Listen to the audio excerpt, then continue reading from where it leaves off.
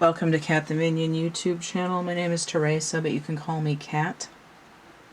This is an astrology reading for Virgo and Taurus, and I'm releasing this around mid-June 2022. It's just a time anchor. Nothing to worry about, folks. The reading that I'm doing is my I forgot what I was going to say because my throat's raw. The yin-yang relationship check-in. That's the spread that I'm doing.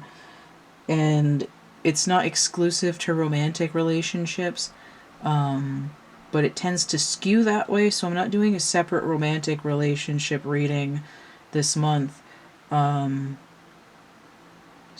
for the yin-yang, I have 3 of the elemental hexagons and 3 of the wild unknown archetypes. And then in the middle, for where the dot would be on either side, I've got one of the other, and then from the bottom of the deck. Because the decks are tall, I'm just going to peel them right off the bottom. So we have the vision. I'm not going to necessarily read these cards at angles, just because they're odd-shaped. I don't feel like it. And then lead, shielding, and Saturn. Virgo and Taurus. I should point out that Virgo is like the maiden, and Taurus is Empress energy, which could be the mother energy of like maiden, mother, crone, trifecta.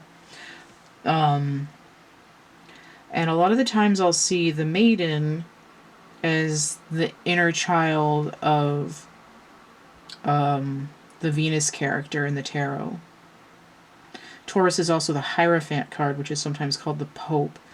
But that card for me is more about the union of spirituality and earthly realms. So for me, it would be like the High Priestess and the Empress combined, for me, give me the Hierophant in terms of feminine energy. Virgo is rules the Hermit card, which is usually shown as an old man. This sort of internal energy. It's like there's like a, not really naivete, it's sort of like an innocent, more childlike state. Like the core being isn't as jaded, and that's where Virgo energy comes in. Because the Empress is, she's, I would say matronly. It's someone who's more involved in the world. When they say, you have, like, if you're going to be the Empress, you want to be like 40 years old. Like you want to have experience. You want to be able to manage all 4 kingdoms. That's the kind of energy we're dealing with here. So overall, the vibe is of these 2 being paired together randomly, because I was going to do opposites, but then I just kind of grabbed the tags with my eyes closed. It's like being able to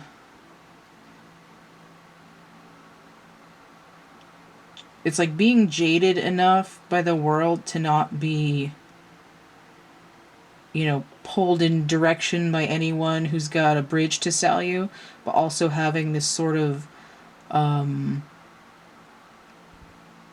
understanding of like the magic in the world, that it can still be like fun or mystical or numinous in some way. Like everything can still have some kind of adventurous quality to it. So for this side, we have the stone. Notice how we have these nested shapes here. Right, the mother, the maiden, and the crone. Circle, square, triangle. Which is interesting because the decks I'm using for this are round and hexagonal, which feeds into that idea. Then we have the castle, which is a square.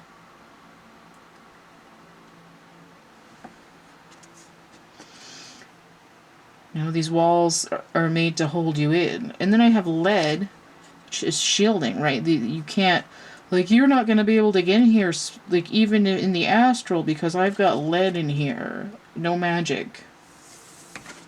82. And then we have the threshold, right? Again, you can't come in here. No boys allowed.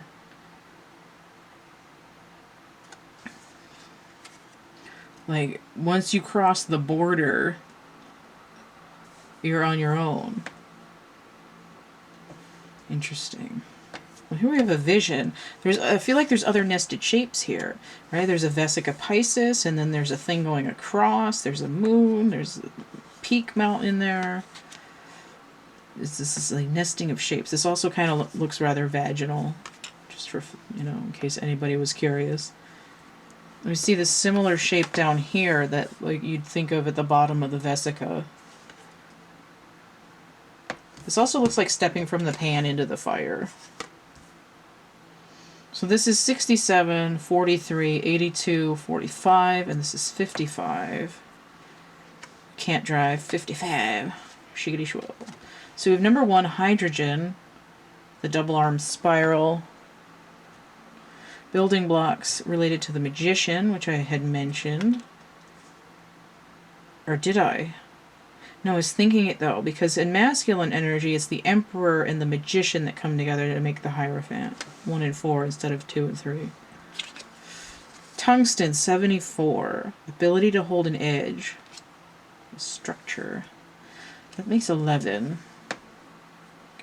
6 and 7 breaks down to 13, breaks down to 4, 43 breaks down to 7, 82 breaks down to 10, 1 or 0, 45 breaks down to 9. This breaks down to 10, 1 or 0. We see we have a 10 occupying both opposite corners here. 1 and 74 breaks down to 11, which can break down to 2. 28 also breaking down to 10. So we have nickel. Look at the lead and nickel really matching up here. Cost of living. Okay. This side is all very drab. I just feel very gray. There's a little bit of color in the hydrogen, but not a lot.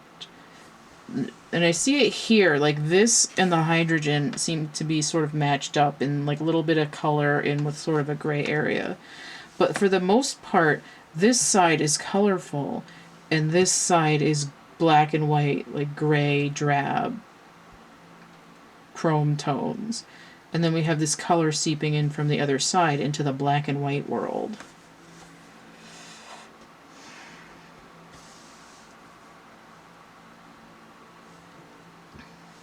I'm going to read these cards in the book just because I feel like it, just to get more of a sense of what's going on here, and then it'll be easier to explain the other side. So just because I feel like it, I've got the book today. So let me do these cards first. So let's look at the stone.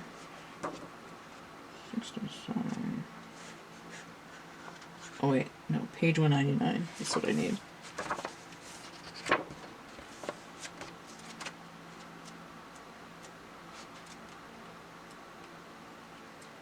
Okay. Okay, so it's acting as an anchor. It holds psychic and literal weight. So performance, concreteness, and reliability. It changes slowly, so it looks like it's not transforming.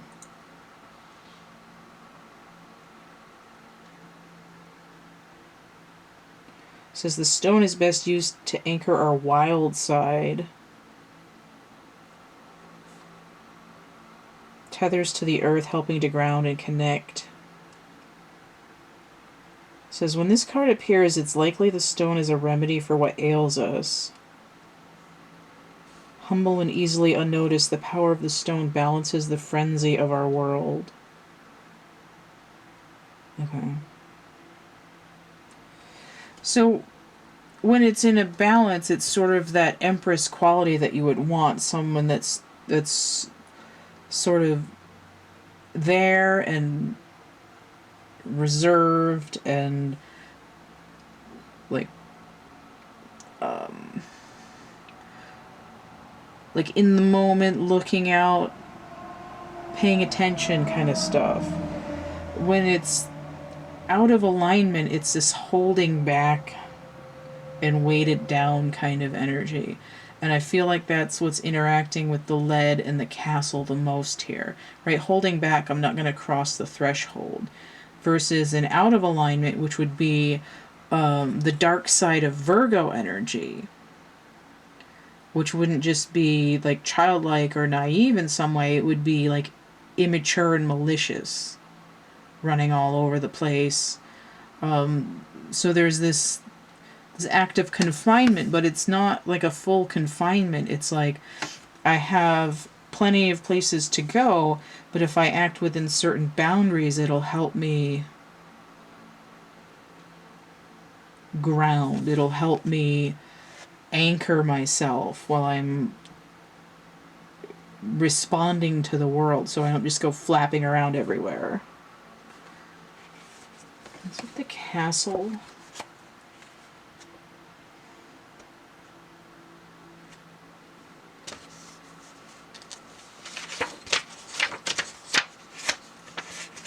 It's the castle. There's a green color really matching up there. So it says the palace, the penthouse, or the fortress. Oh, sleeping princess. That's kind of like the rock also. The stone. Just there for a long time, not appearing to do much. Castle is loaded with duality. Abundant riches, seductive fantasy, ornate wonders, lavish adornments, but the walls are thick, cold, and shadowy. Okay. So it says the castle card points to a tendency to hold on to possessions, quite possibly literally the home, or hold on to a position that projects the image of achievement, while the soul longs to run barefoot in the forest, leaving it all behind. Which is kind of what I was talking about flapping around all over the place, or sort of containing yourself into this, I've got to be appropriate because I'm the Empress. It's like, but I want to climb the trees and fuck around.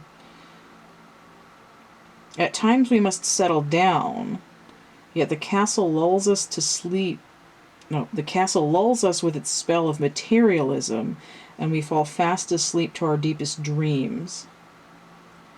So it can be motivating or enchanting. It's best not to linger within its walls of decadent deception for too long. So when this is dark, it's about stuckness, depression, spells, and walls. But when it's in lightness, it says visiting your throne of power. And I think that's sort of, this is more of a sloth versus acting in your destiny kind of a card. For me. Whereas the stone is more like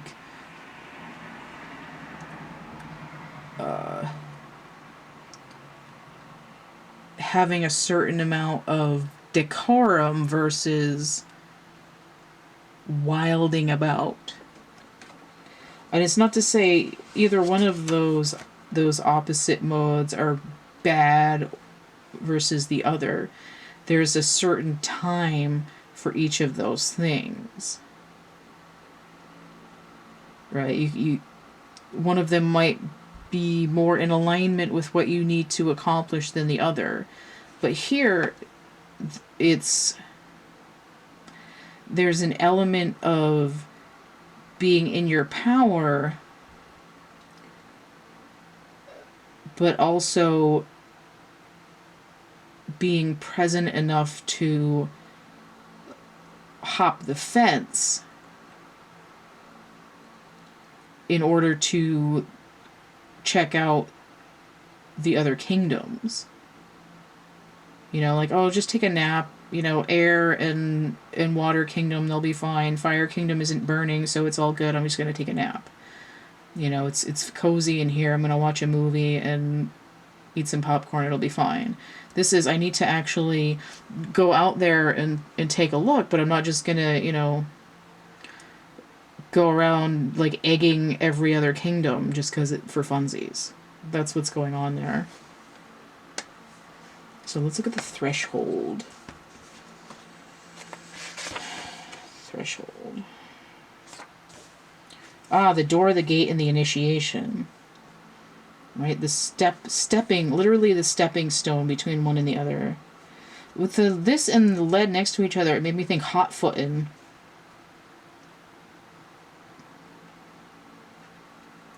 When this card arises, it signifies that the precipice you stand on is not your typical one. You have arrived at a threshold of initiation, here to usher you into a new reality. It's also about reforming yourself, like requiring you to leave behind the you that you thought was so well formed.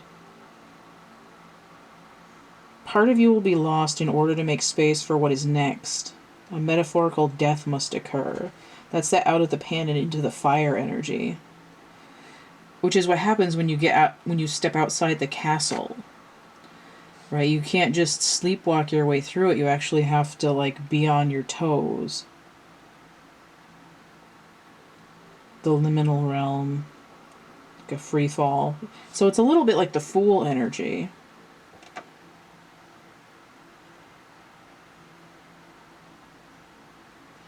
Resisting refusal to grow barriers and boundaries in the shadow.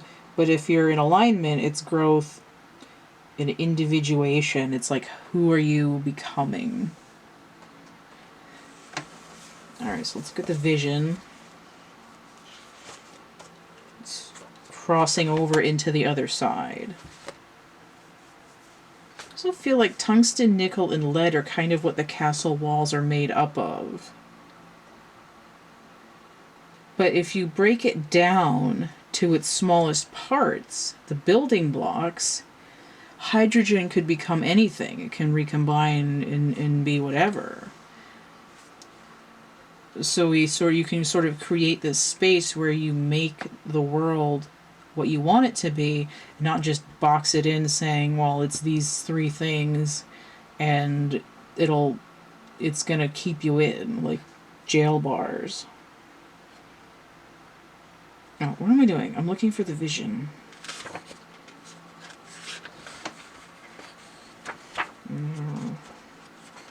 There it is. Okay. I need it to come in a little better. I'm adjusting the reception. This looks like a record. Getting in the grooves. The vision, the dream, the imagined, and the revealed. This talks about destiny. Sent on a lifelong journey of discovery because you forget what your destiny is when you're born.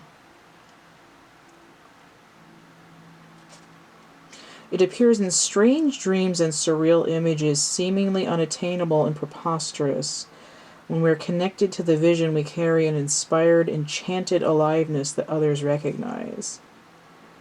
We trust the world in its synchronicities. We walk through new doors into wondrous opportunities.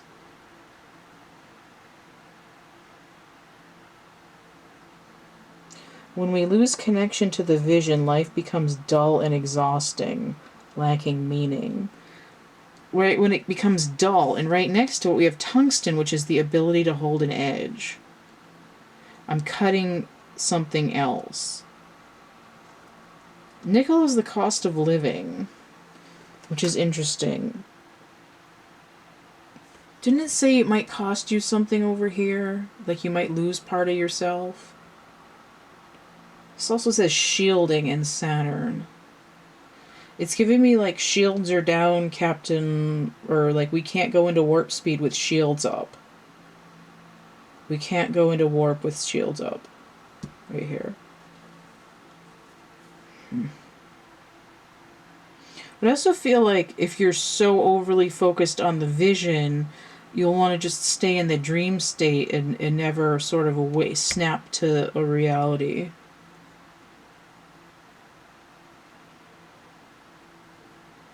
This is like I'm shielding myself from the unknown. You know, like this, there's something that requires innovation, but there's like a price attached.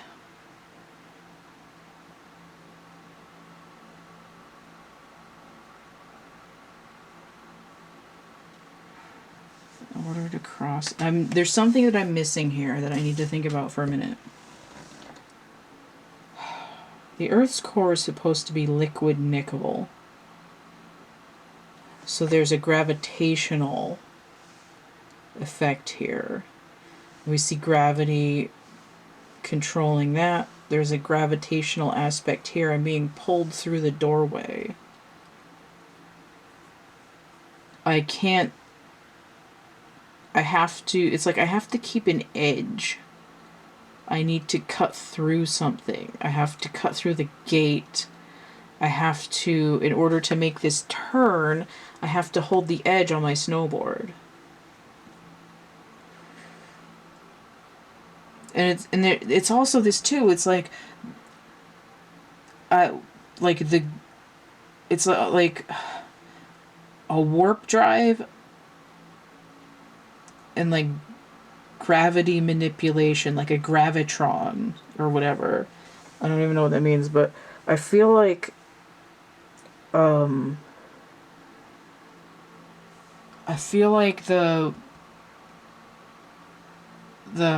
high-powered space engines that people talk about have to do with manipulation of gravity in order for propulsion.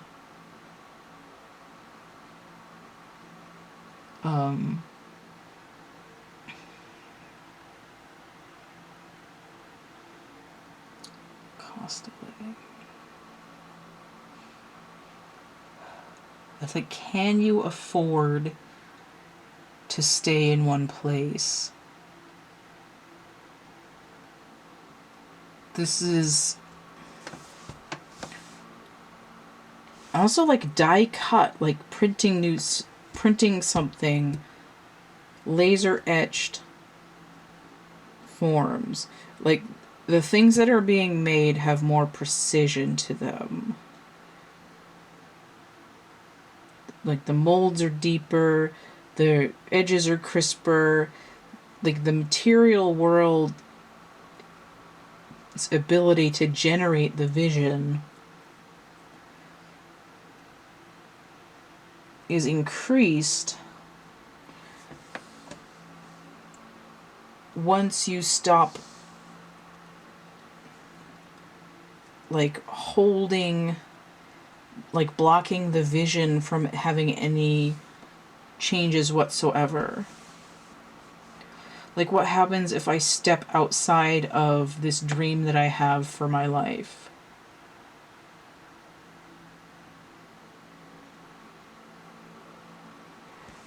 There's an aspect of being able to create something finer, more precise, more expansive than what's in this sort of storybook outline. It's kind of like, well, this is the original story and nothing else is canon. But this is like, oh, but look at these other stories that enrich this tenfold and take it to somewhere that expands understanding and knowledge. Like let's make this too. It's not straying from the fairy tale, it's creating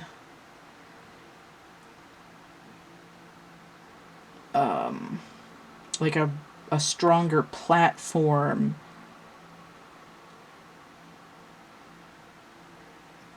for like expansion. I don't know if that makes sense. It's kind of similar to the Capricorn Cancer reading, whereas like one thing is the concept and the other thing is the manifestation. But this is coming in a little differently. This is about it's sort of about focus more than pushing something through that's you can only understand half of. This is like, I'm only accepting this version of my story, and anything that doesn't match my script, I'm not going to even try to get into. You know, whereas this sort of allowing yourself to ad-lib your in your script can help you manifest something more refined.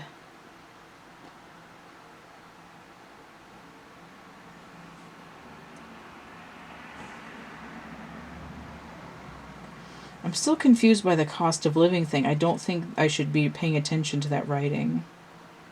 10, 11, 1, 10, 10, 10, 11, 1, like 11, 10, 11, 11, 10, 9, 13, and 7. This wants to be the number 8, but it's not. So what's there's a 5 difference. 5 cents.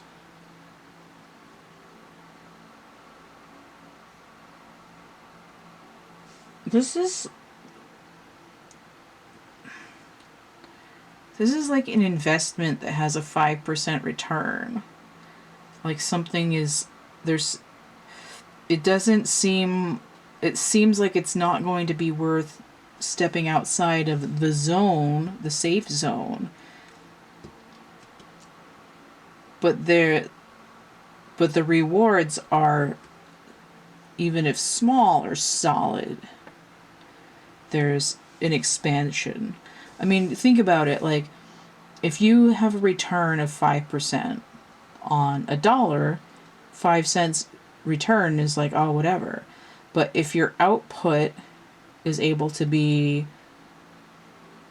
$1 million, you know, what is that, like $500,000? $50,000, something like that. So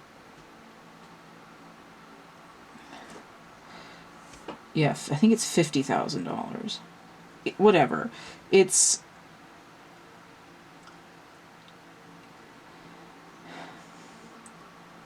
the in terms of what the universe can do, having a little bit more of, and even here it's like a penny down on the, like, I'll put a penny down on your vision if you come out and actually do it.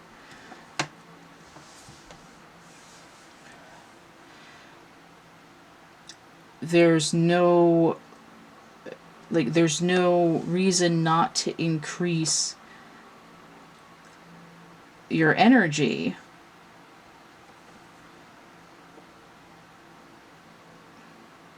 Yeah, it's just like you can't go warp speed with the shields down.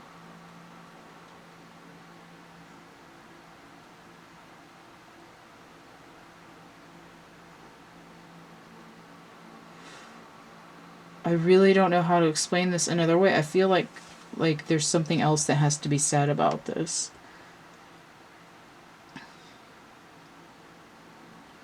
It's a little bit like once you let go of micromanaging, the wheels start turning.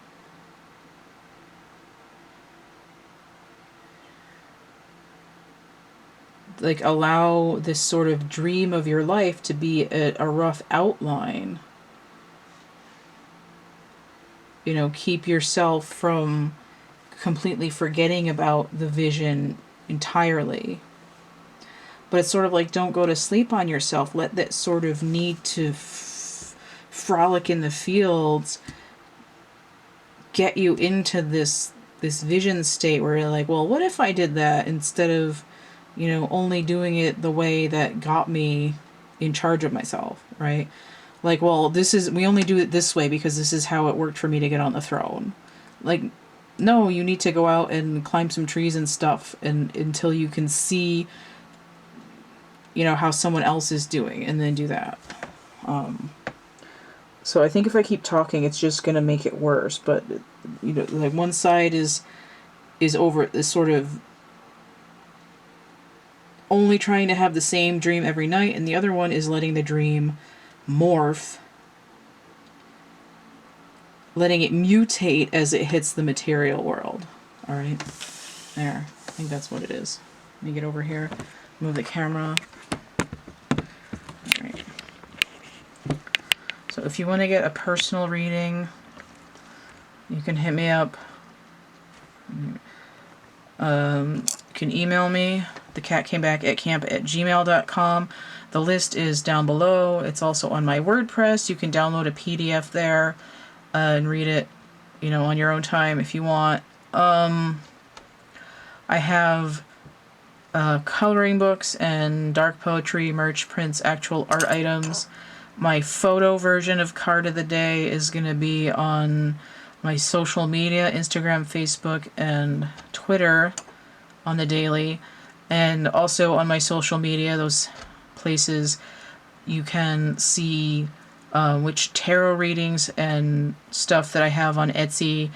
Ongoing sales changes every handful of days throughout this month, June 2022. So check that out.